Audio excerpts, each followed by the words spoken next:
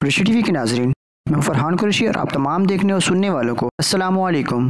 नाजरीन, सानेहा भी शर्मा जाए इस सानेहा का सुनकर। यूनान में एक कश्ती डूबी है जिसमें सैकड़ों की तादाद में पाकिस्तानी भी डूबकर शहीद हो गए हैं। जो लोग किसी तरह से डूबने से बच निकले हैं, उन्होंने जो दर्दनाक इंकशाफात किए हैं वो इंसानी अक्ल तस्लीम ही नहीं करता। क्या इंसान इतना खौफनाक शैतान भी बन सकता है कि समुंदर के ऐन वस्त में अपने ही जैसे इंसानों की जान ले ले?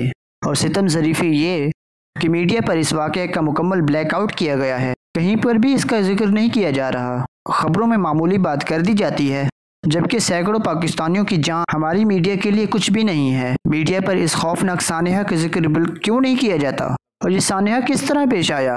नाजरीन, आज की इस वीडियो में हम आपको उन तमाम सवालात के जवाब देंगे और आपको बताएंगे कि जिंदा बच जाने वालों ने क्या इंकशाफात किए।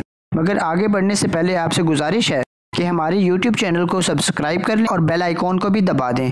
नाजरीन, जनूबी यूनान के साहिल पर माहीगीरी के लिए इस्तेमाल होने वाली ये कश्ती समंदर में डूबी है, जिसमें सैकड़ों तारिकीन वतन में पाकिस्तानी भी शामिल हैं। ताहम पाकिस्तानी सफारत खाने ने 12 पाकिस्तानी के रेस्क्यू किए जाने की तस्दीक की है। लेकिन आपके लिए यकीन करना मुश्किल हो जाएगा कि इन बच जाने वालों ने खुद बताया है कि इन्हें किसी ने नहीं बचाया, बल्कि वो खुद सारा दिन तैरते रहे और यूं जाके बच निकले। दरअसल 14 जून को जनूबी यूनान के साहिल पर माहीगीरी के लिए इस्तेमाल होने वाली कश्ती डूबने का वाक़या पेश आया, जिसे यूरोप में तारिकीन वतन को पेश आने वाले बदतरीन वाक़यात में से एक करार दिया गया है। कश्ती डूबने के इस वाक़े में अब तक तकरीबन 300 अफराद की हलाकत की तस्दीक हो चुकी है, जबकि बेशतर लोग अभी भी लापता हैं। रिपोर्ट्स के मुताबिक इस कश्ती पर 750 से ज़्यादा अफराद सवार थे, जिनमें से 100 के लगभग बच्चे हो सकते हैं। यूनानी हुकाम और इंटरनेशनल ऑर्गेनाइजेशन फॉर माइग्रेशन का कहना है खदशा है कि इस कश्ती पर बड़ी तादाद में तारकीन वतन सवार थे।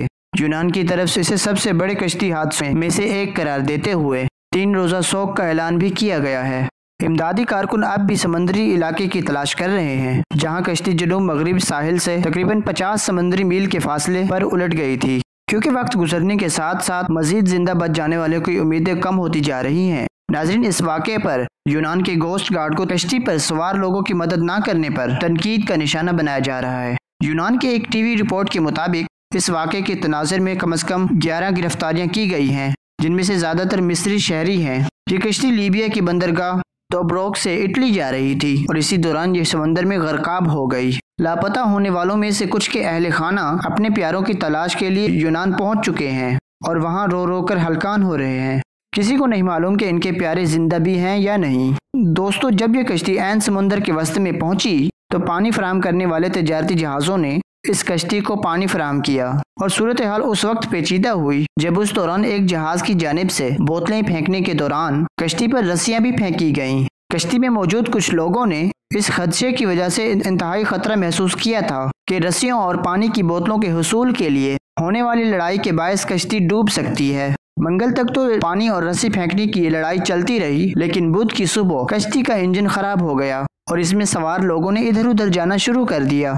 एक वीडियो में इस सानेहे में खुदा की कुदरत की बदौलत बच जाने वालों ने कई ऐसे इंकशाफात किए हैं जो इंसानी जहन मानने के लिए तैयार नहीं। और कौन इतना हैवान हो सकता है कि सैकड़ों इंसानों को बीच समंदर में यूं खतरे में डाल दे?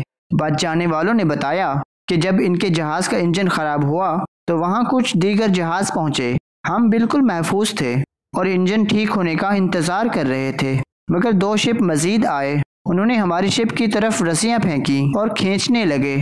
बचने वाले पाकिस्तानियों ने रेडियो में बताया कि जैसे गाड़ी रास्ते में बंद हो जाए तो दूसरी गाड़ी उसे रस्सी से खींचती है। इसी तरह हमारी शिप को भी खींचा गया। वो बताते हैं कि हमारा शिप बहुत छोटा था और लोग बहुत ज्यादा थे, जबकि खींचने वाला शिप बहुत बड़ा था। बिल्कुल इसी तरह जैसा कि एक हैवी ट्राला किसी रिक्शे को खींचे तो रिक्शे के साथ क्या होगा, इसी तरह बड़े शिप ने छोटी कश्ती खींची तो वो डूब गई। वीडियो में मजीद बताया गया है कि हमारी कश्ती को जानबूझकर डुबोया गया है और फिर हमें बचाया भी नहीं गया। काफी देर तक वहाँ 4 शिप खड़े रहे, लेकिन किसी ने हमें बचाने की कोशिश नहीं की।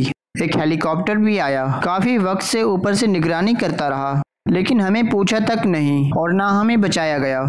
कार्गो शिप भी वहां आया, लेकिन वो लोगों को बचाने के बजाय वहां से निकल गया। नाजरीन, इससे ज्यादा इंसानियत सोच आहन क्या हो सकता है? सारी रात लोग तैरते रहे, खुद को बचाने की कोशिश करते रहे, लेकिन उनको बचाने के लिए कोई नहीं आया। हमें ये भी मालूम हुआ है कि कश्ती वालों को बताया गया कि जहाँ पर वो हैं वहीं से घर लौट जाएं, आगे न जाएं, वरना आप सबके लिए खतरनाक होगा। ये खतरनाक होना किस तरह होता है? कश्ती में सवार लोगों को तब मालूम हुआ जब कश्ती उल्ट गई और लोग मरते गए। नाज़रीन, पाकिस्तान में रहने वाले खानदान अपनों को देखने के लिए बेताब हैं। आज़ाद कश्मीर के रिहायशी खुशहाल खान बताते हैं कि मेरा भतीजा शहबाज महमूद सऊदी अरब में हजाम का काम करता था और वहाँ पर अच्छे खासे पैसे कमा लेता था, मगर फिर उसने यूरोप जाने का मंसूबा बनाया और सऊदी अरब में रहते हुए ही मामलात तय कर लिए। उन्होंने बताया है कि यूनान कश्ती हादसे में लापता होने वालों में उनका भतीजा शहबाज महमूद और साथ में 3 और पड़ोसी भी शामिल हैं। वो बताते हैं कि शहबाज को उनके वालिद ने मना किया। सिर्फ वालिद ही नहीं बल्कि सब जानने वालों ने मना किया था कि वो ये काम ना करे, मगर वो लगभग 2 माह पहले सऊदी अरब से वापस पाकिस्तान आया। घर में सिर्फ 5 दिन रहा और फिर यूरोप के सफ़र पर रवाना हो गया। खुशहाल के मुताबिक इनके भतीजे शहबाज महमूद के 2 बच्चे हैं और वो अपने ख़ानदान का वाहिद सहारा था। उन्होंने कहा कि उनका भतीजा भी उसी कश्ती पर सवार था जिसे यूनान के करीब हादसा पेश आया। शहबाज ने कश्ती पर रवाना होने से कबल अपने घर वालों को इस बात से आगाह किया। दोस्तों, कश्ती डूबने के इस वाक़े में अब तक कम से कम 78 अफराद की हलाकत की तस्दीक हो चुकी है, जबकि 104 अफराद को बचाया जा चुका है। जबकि अक़वाम मुत्तहिदा ने कहा है कि इस वाक़े में बच्चों और ख़वातीन समेत लगभग 500 अफराद भी लापता हैं। दोस्तों, मोहम्मद मुबशिर कोटली के रहने वाले हैं। उन्होंने बताया कि उनके चचा आफ्ताब, कासिम और एक करीबी अजीज इनाम शफाक माह रमज़ान के बाद इटली के सफ़र पर रवाना हुए थे। उनका मंसूबा ये था कि वो पहले पाकिस्तान से लीबिया पहुंचेंगे, जिसके बाद उनकी मंजिल इटली थी। वो काफ़ी अरसे से घर से निकले हुए थे और गाहे बगाहे अपनी खैरियत से आगाह कर रहे थे। मोहम्मद मुबशिर के मुताबिक चंद दिन कबल हमें इत्तला मिली कि उनको लीबिया में मसाइल का सामना है और फिलहाल वो लीबिया में ही फंसे हुए हैं। इसके बाद पता चला कि इनाम शफाक किसी कश्ती में बैठकर अगली मंजिल की जानिब रवाना हो गए हैं, जबकि आफ्ताब कासिम अभी भी लीबिया में हैं। जब हमें इस हादसे का पता चला तो हमने आफ्ताब कासिम से पूछा तो उन्होंने हमें बताया कि ये वही कश्ती है जिसमें इनाम शफाक सवार थे। नाज़रीन, ऐसे कई लोग हैं जो कई महीनों से सफ़र कर रहे थे और आज समंदर में लुक़्मा अजल बन गए। कई लोगों को इस हादसे की वजह से दिल का दौरा भी पड़ा, जिसकी वजह से उनकी मौत हो गई। तमाम इस वाक़े में इंसानी दखल अमल मालूम होता है और लोगों के इंकशाफात ने इस वाक़े को मज़ीद मशकूक बना दिया है। अल्लाह ताला से हमारी दुआ है कि लापता लोग जल्द से जल्द अपने प्यारों को अपने घर लौट जाएं और इस तरह की किसी भी अजियत से अल्लाह पाक सबको बचाए। आमीन सुम आमीन। आज की वीडियो में बस इतना ही। अगली वीडियो तक अल्लाह निगहबान।